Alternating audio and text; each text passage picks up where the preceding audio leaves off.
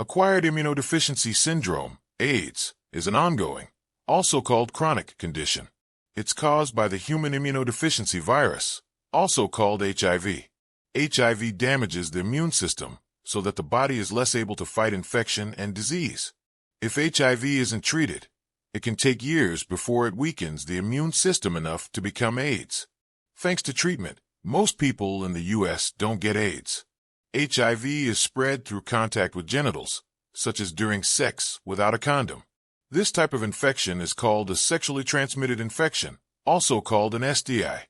HIV also is spread through contact with blood, such as when people share needles or syringes. It is also possible for a person with untreated HIV to spread the virus to a child during pregnancy, childbirth, or breastfeeding. There's no cure for HIV or AIDS, but medicines can control the infection and keep the disease from getting worse. Antiviral treatments for HIV have reduced AIDS deaths around the world. There's an ongoing effort to make ways to prevent and treat HIV/AIDS more available in resource-poor countries. Symptoms. The symptoms of HIV and AIDS vary depending on the person and the phase of infection. Primary infection, also called acute HIV. Some people infected by HIV get a flu-like illness within 2 to 4 weeks after the virus enters the body. This stage may last a few days to several weeks. Some people have no symptoms during this stage.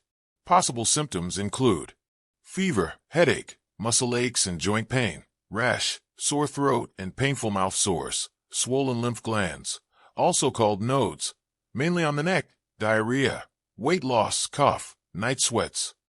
These symptoms can be so mild that you might not notice them. However, the amount of virus in your bloodstream, called viral load, is high at this time. As a result, the infection spreads to others more easily during primary infection than during the next stage. Clinical latent infection, also called chronic HIV.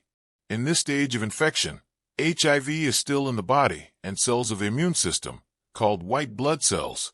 But during this time, many people don't have symptoms or the infections that HIV can cause. This stage can last for many years for people who aren't getting antiretroviral therapy, also called ART. Some people get more severe disease much sooner. Symptomatic HIV infection.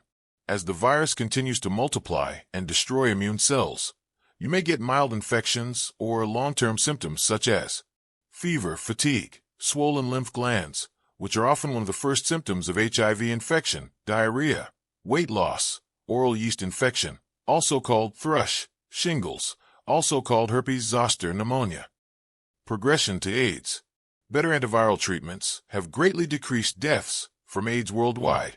Thanks to these life-saving treatments, most people with HIV in the U.S. today don't get AIDS. Untreated, HIV most often turns into AIDS in about 8 to 10 years. Having AIDS means your immune system is very damaged. People with AIDS are more likely to develop diseases they wouldn't get if they had healthy immune systems. These are called opportunistic infections or opportunistic cancers. Some people get opportunistic infections during the acute stage of the disease. The symptoms of some of these infections may include sweats, chills, fever that keeps coming back, ongoing diarrhea, swollen lymph glands, constant white spots or lesions on the tongue or in the mouth, constant fatigue, weakness, rapid weight loss, skin rashes or bumps. Causes. HIV is caused by a virus. It can spread through sexual contact, shooting of illicit drugs or use of shared needles, and contact with infected blood. It also can spread from parent to child during pregnancy, childbirth, or breastfeeding. HIV destroys white blood cells called CD4 T cells. These cells play a large role in helping the body fight disease. The fewer CD4 T cells you have, the weaker your immune system becomes. How does HIV become AIDS? You can have an HIV infection with few or no symptoms for years before it turns into AIDS. AIDS is diagnosed when the CD4 T cell count falls below 200, or you have a complication you get only if you have AIDS, such as a serious infection or cancer. How HIV spreads. You can get infected with HIV if infected blood, semen, or fluids from a vagina enter your body. This can happen when you have sex. You may become infected if you have vaginal or anal sex with an infected partner. Oral sex carries less risk. The virus can enter your body through mouth sores or small tears that can happen in the rectum or vagina during sex. Share needles to inject illicit drugs. Sharing needles and syringes that have been infected puts you at high risk of HIV and other infectious diseases, such as hepatitis. Have a blood transfusion. Sometimes the virus may be transmitted through blood from a donor. Hospitals and blood banks screen the blood supply for HIV. So this risk is small in places where these precautions are taken. The risk may be higher in resource-poor countries that are not able to screen all donated blood. Have a pregnancy. Give birth or breastfeed. Pregnant people who have HIV can pass the virus to their babies.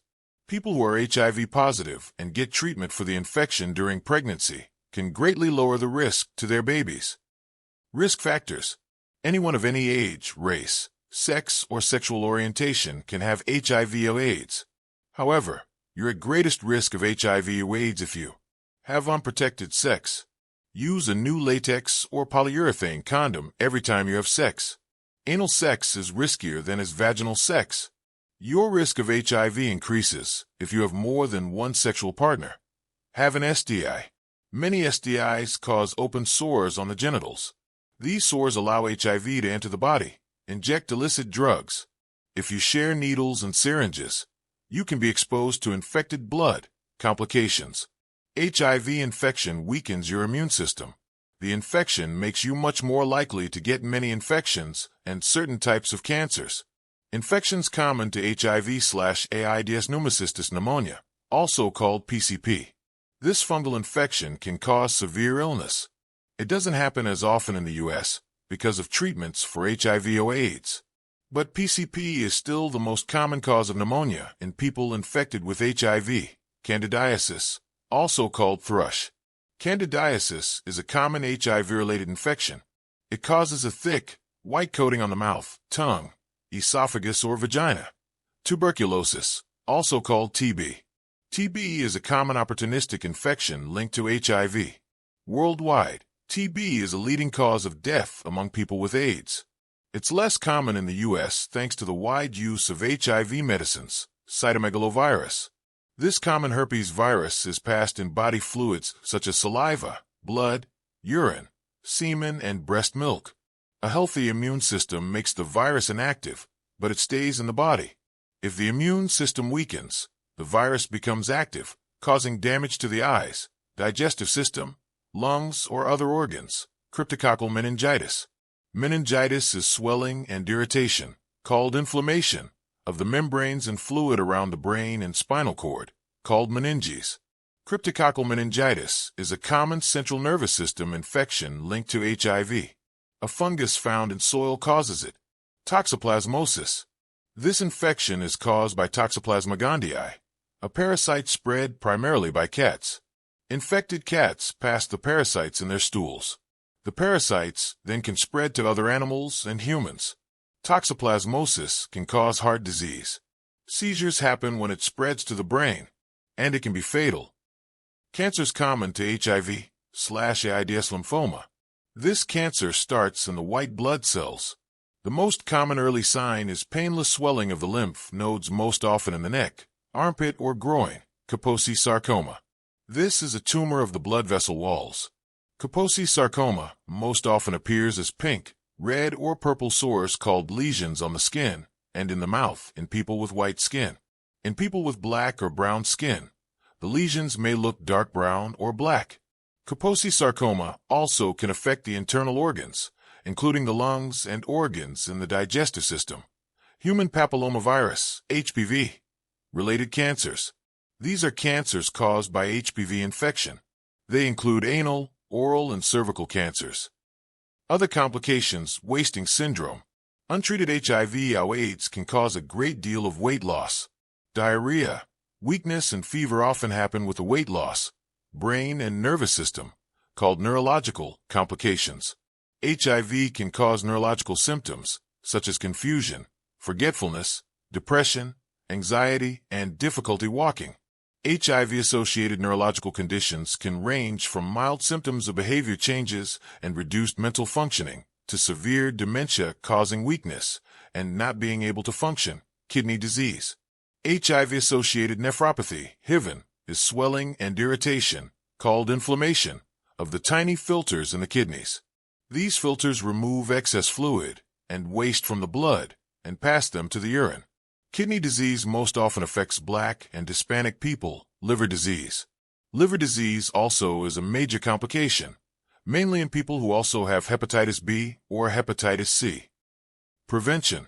There's no vaccine to prevent HIV infection and no cure for HIV or AIDS.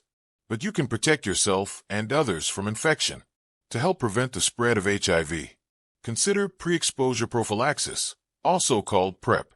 There are 2 PrEP medicines taken by mouth, also called oral, and 1 PrEP medicine given in the form of a shot, called injectable.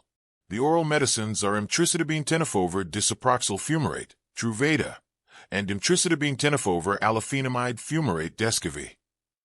The injectable medicine is called cabotegravir, Apretude. PrEP can reduce the risk of sexually transmitted HIV infection in people at very high risk. PrEP can reduce the risk of getting HIV from sex by about 99% and from injecting drugs by at least 74%, according to the Centers for Disease Control and Prevention. Descovy hasn't been studied in people who have sex by having a penis put into their vaginas, called receptive vaginal sex. Cabotegravir, Apretude, is the first U.S. Food and Drug Administration approved PrEP that can be given as a shot to reduce the risk of sexually transmitted HIV infection in people at very high risk. A healthcare professional gives the shot. After 2 once-monthly shots, Apretude is given every 2 months. The shot is an option in place of a daily PrEP pill. Your healthcare professional prescribes these medicines to prevent HIV only to people who don't already have HIV infection. You need an HIV test before you start taking any PrEP. You need to take the test every 3 months for the pills, or before each shot, for as long as you take PrEP. You need to take the pills every day, or closely follow the shot schedule. You still need to practice safe sex to protect against other STIs. If you have hepatitis B, you should see an infectious disease or liver specialist before beginning PrEP therapy. Use treatment as prevention, also called TOSP. If you have HIV, taking HIV medicines can keep your partner from getting infected with the virus. If your blood tests show no virus, that means your viral load can't be detected. Then you won't transmit the virus to anyone else through sex. If you use TOSP, you must take your medicines exactly as prescribed and get regular checkups. Use post-exposure prophylaxis, also called PEP, if you've been exposed to HIV. If you think you've been exposed through sex, through needles, or in the workplace, contact your healthcare professional or go to an emergency room. Taking PEP as soon as you can within the first 72 hours can greatly reduce your risk of getting HIV. You need to take the medicine for 28 days. Use a new condom every time you have anal or vaginal sex. Both male and female condoms are available. If you use a lubricant, make sure it's water-based. Oil-based lubricants can weaken condoms and cause them to break. During oral sex, use a cut-open condom or a piece of medical-grade latex, called a dental dam, without a lubricant. Tell your sexual partners you have HIV. It's important to tell all your current and past sexual partners that you're HIV positive. They need to be tested. Use clean needles. If you use needles to inject illicit drugs, make sure the needles are sterile. Don't share them. Use needle exchange programs in your community. Seek help for your drug use if you're pregnant. Get medical care right away. You can pass HIV to your baby. But if you get treatment during pregnancy, you can lessen your baby's risk greatly. Consider male circumcision. Studies show that removing the foreskin from the penis, called circumcision, can help reduce the risk of getting HIV infection.